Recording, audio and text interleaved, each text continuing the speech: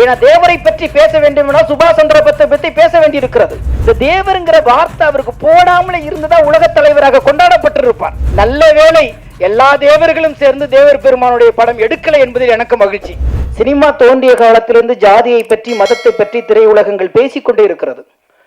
கடந்த ஒரு 10 ஆண்டுகளுக்கு முன்பு சினிமாவில் ஜாதியும் மதமும் பேசப்பட்டதுக்கு காரணம் வேண்டாம் என்பதற்காக பேசப்பட்டது. ஆனால் சமீபத்தில் கொண்டாட விதமாக பேசப்படும் போது இந்த காலகட்டத்தில் தேவர் பெருமானுடைய படம் வருகிறது என்ற ஒரு பயம் இருந்தது. ஏனென்றால் அவ்வளவு இலகுவாக இதை எடுத்துவிட முடியாது. ஆகாயத்தை மடித்து அரைக்கால் சட்டை பையுக்குள் வைக்கிற ஒரு நுண்ணிய அறிவு இருந்தால் மட்டும்தான் தேவரை படம் பிடிக்க முடியும். அவ்வளவு பெரிய அகண்ட வரலாறு. ஏன்னா தேவரை பற்றி பேச வேண்டும் என்றால் சுபாஷ் சந்திர போஸை பற்றி பேச வேண்டியிருக்கிறது, தேசியத்தை பற்றி பேச வேண்டியிருக்கிறது, காமராஜரை பற்றி பேச வேண்டியிருக்கிறது, சுதந்திர போராட்டத்தை பற்றி பேச வேண்டியிருக்கிறது, மக்களின் எழுச்சியை பற்றி பேச வேண்டியிருக்கிறது, முக்குழுத்தம் அடிமைகளை பற்றி பேச வேண்டியிருக்கிறது. இவ்வளவு வரலாறுகளை வெறும் 2 மணி நேரத்தில் சுருக்கிட முடியுமா?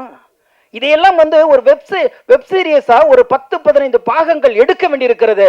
ஆனால் இதுல என்ன ஒரே ஒரு நம்பிக்கை, எங்கேயும் தவறு செய்து விட மாட்டார்கள் என்ற ஒரு நம்பிக்கை ஐயா தவமணியை பார்க்கும்போது வந்தது. ஏன்னா அவர் இப்ப கூட ஒரு சின்ன வார்த்தை பிறண்ட உடனே இல்ல அது தவறு அப்படின்னு சொன்னார். அந்த மாதிரி பக்கத்துல வச்சு நுணுக்கமா பார்த்து ரொம்ப குறுக செய்திருக்கிறார்கள், பெருக படித்து குறுக செய்திருக்கிறார்கள். எனவே இந்த படம் எல்லாரும் முன்மொழிந்தது போல மத நல்லிணக்கத்தை பேசினால்தான் அது தேவருடைய படமே தவிர மதத்தை பேசுவதும் ஜாதியை பேசுவதும் அல்ல. அதனால்தான் இன்றைக்கு அனைத்து எனக்கு என்னன்னா பெரிய வருத்தமே, இந்த தேவருங்கிற வார்த்தை அவருக்கு போடாமலே இருந்துதான் உலக தலைவராக கொண்டாடப்பட்டிருப்பார். அந்த ஒரு வார்த்தையில 1000 விமர்சனங்களை உள்ளடக்கி அந்த மனிதனை ஆகாயம் போல் அண்ணாந்து பார்க்க வேண்டிய மனிதனை குனிந்து பார்க்கிற தூரத்துக்கு நம்ம தள்ளிவிட்டோம் என்ற ஒரு மிகப்பெரிய ஏக்கம் இருக்கிறது. அந்த ஏக்கத்தை இந்த படம் போக்கியிருக்கும் என்று நம்புகிறேன். எனவே நல்ல வேளை எல்லா தேவர்களும் சேர்ந்து தேவர் பெருமானுடைய படம் எடுக்கலை என்பதில் எனக்கு மகிழ்ச்சி.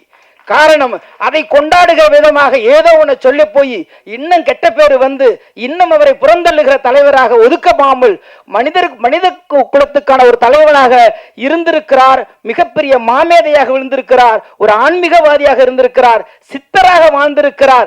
அப்படி என்றால் என்ன சொல்றது போன இனி தலைவனாக வேண்டும் என்றால் இந்த தலைவனின் வரலாறை படித்தால் வரும் தலைமுறைகள் எப்படி ஒரு தலைமைத்துவம் இருக்க வேண்டும், எப்படி மக்களை அணுக வேண்டும், எப்படி நாட்டை நேசிக்க வேண்டும், எப்படி ஆன்மீகத்தை ஒழுக்கத்தோடு கடைபிடிக்க வேண்டும் என்பதை நிச்சயமாக இவருடைய வரலாறு சொல்லும். அதில் கொஞ்சமாவது இதில் சொல்லியிருப்பார்கள் என்ற நம்பிக்கையோடு விடைபெறுகிறேன். நன்றி, வணக்கம்.